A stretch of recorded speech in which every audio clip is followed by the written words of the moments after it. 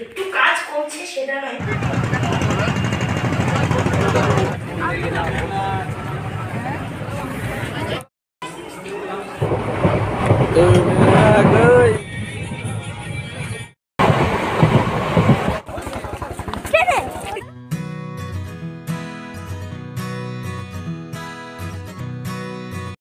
Hello বন্ধুরা, তোমরা সবাই কেমন আছো? আশা করছি খুব ভালো আছো, আর আমরাও খুব ভালো আছি।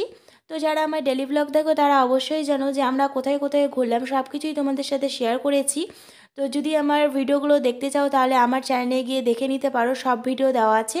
তো আজকে হচ্ছে আমাদের বাড়ি যাওয়া পালা, তাই ব্যাগপত্র গোছ করে নিচ্ছি। আর ব্যাগপত্র গোছ করতে গিয়ে আমার মাথা খারাপ হয়ে গেছে, কেননা প্রচুর জিনিস।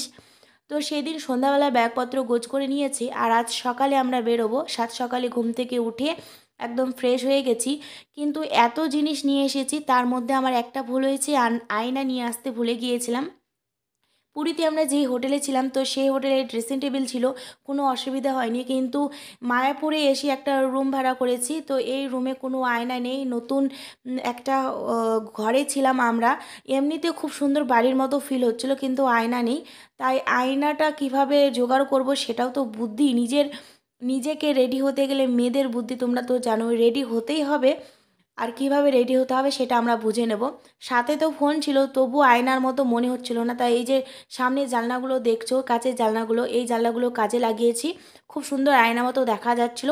যতটুকু দরকার রেডি হওয়ার মতো, সেইভাবে রেডি হয়ে গেলাম। আর এত ব্যাগপত্র হয়েছে দেখো, ঘাড়ে, দুটো হাতে, কাঁধে, সব জায়গায় নিয়ে নিয়েছি। আর বর্মশাকে দিয়েছি বড় ট্রলিটা। বর্মশার দায়িত্বে ওটা, আমার দায়িত্বে এটা। তোমরা হয়তো বলতেই পারো যে দুটো মানুষ এত ব্যাগ কেন? তো ব্যাগ হয়েছে তার কারণ, আমাদের মনে হয়েছে ওখানে গিয়ে যেন আমাদের মনে না হয় যে এই জামাটা এখানে এসে পরলে হয়তো খুব মানাতো, জামাটা বাড়ি থেকে কেন আনা হয়নি। তো সেইভাবে প্ল্যান করে আমরা নিয়ে গিয়েছিলাম, আর আমাদের সব জামাই কাজে লেগেছে। তো সেটাই আর কি বলবো। তো আমরা চলে এসেছি মায়াপুর ফেরিঘাটে। ফেরিঘাটে করে আমরা যাব নবদ্বীপ স্টেশনে। তো আসার সময় এসেছিলাম টোটোতে, আর এখন যাচ্ছি তোমার এগুলো কি বলে, স্টিমার বলে, কেউ লঞ্চ বলে।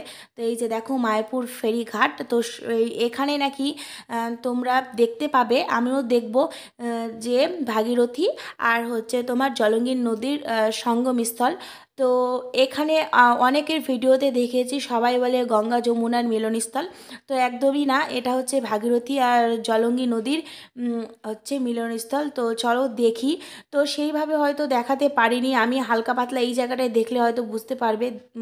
জানি না কতটা বোঝা গেল।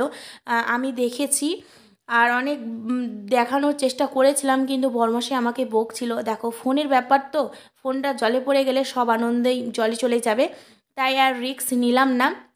আমরা নবদ্বীপ ঘাটের কাছাকাছি চলে এসেছি, আর এখানে আমি অধীর অপেক্ষায় আছি যে কখন যাব, কখন নামবো, আর কখন বাড়ি যাব। অনেক দিন থেকেছি বন্ধুরা, অনেক মজা করেছি, কিন্তু এবার তো বাড়ি যেতে হবে। বাড়ি তো বাড়ি হয় বন্ধুরা। তুমি 1 মাস ঘোরো আর 2 মাস ঘোরো, তো বাড়ি গিয়েই সেই মানে আনন্দটা, বাড়ি যাওয়ার সেই আনন্দটা যারা ঘুরে বাড়ি যায় তারাই একমাত্র জানে। তো আমাদের তো খুব আনন্দ হচ্ছে যে বাড়ি যাব।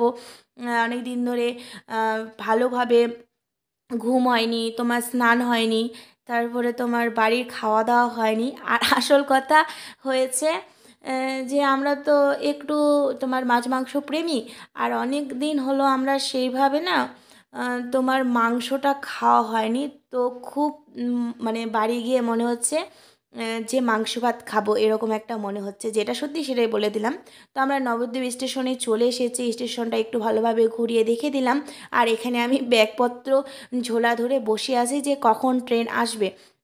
আর আমাদের ট্রেন ছিল 9টার সময়। তো ট্রেনে করে আমরা অনেক দূর চলে এসেছি। এটা জায়গাটা তোমরা কি চিনতে পারছো? এই জায়গাটা হচ্ছে ফারাক্কা। ফারাক্কা ব্রিজে আছে, আর ফারাক্কা ব্রিজ থেকে তোমার খুব সুন্দর দেখা যাচ্ছিল নদীটা। তো দেখো মুখ চোখের অবস্থা খুব খারাপ হয়ে গেছে, মনে হচ্ছে কোন জঙ্গলি ভূত দুজনে চলে এসেছি। যতই দেখতে খারাপ লাগুক, কিন্তু আমাদের মনগুলো খুব ভালো আছে। আর এই বাচ্চাটার সাথে খুব আলাপ হয়েছিল ট্রেনে। তো খুব কিউট একটা বাচ্চা। আমি যেখানেই যাই না কেন যদি আমার সাথে বাচ্চা থাকে ওর সাথে আমাকে বন্ধুত্ব করতেই হবে।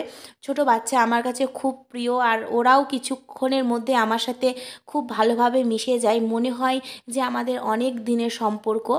তো দেখো যেতে যেতে আমাদের এই যে বিকেল হয়ে গেছিলো, সূর্য অস্ত যাচ্ছিল, সেটাই দেখছিলাম আর খুব সুন্দর লাগছিল। আর আশেপাশের পরিবেশটা দেখো বন্ধুরা কত সুন্দর। যখন আমরা গিয়েছিলাম তখন এই সর্ষে ক্ষেতগুলো অসাধারণ লাগছিল। তো এই ক্ষেতটা দেখলে তোমাদের আরও অবাক লাগবে, দেখো পুরো হলুদ আর হলুদ। এখন একটু সন্ধ্যা হয়ে যাচ্ছে তো তাই ভালোভাবে কালারটা আসেনি, নাহলে যা লাগছিল দেখতে দারুণ। আমাদের সময় চলে এসেছে বাড়ি আসার।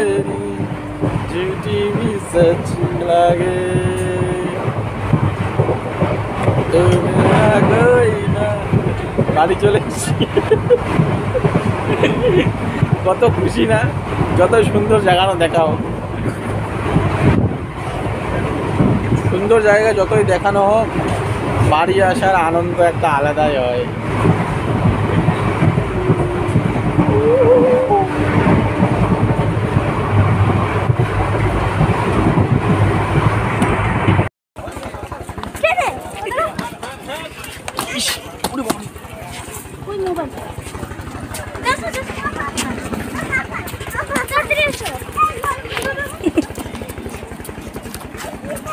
আর এই ব্যাগগুলো বাড়ি আসার আনন্দটা আর আটকে রাখতে পারলাম না। যেখানে আমরা বসেছিলাম সেই জায়গাটা একদম ফাঁকা ছিল, তাই বর আর আমি একটু দুষ্টুমি করে নিলাম। তো চলো এখন আমরা চলে এসেছি গঙ্গারামপুর স্টেশন। তো এখন এখানে টোটো করে আমরা বাড়ি চলে যাব। আর বাড়ির ছেলে মেয়ে বাড়িতে ফিরে যাচ্ছে। ও মাই গড, কত দিন পর বাড়িতে যাচ্ছি। তো চলো নেক্সট ব্লগে দেখা হবে। টাটা বাই বাই, সবাই সুস্থ থেকো, ভালো থেকো।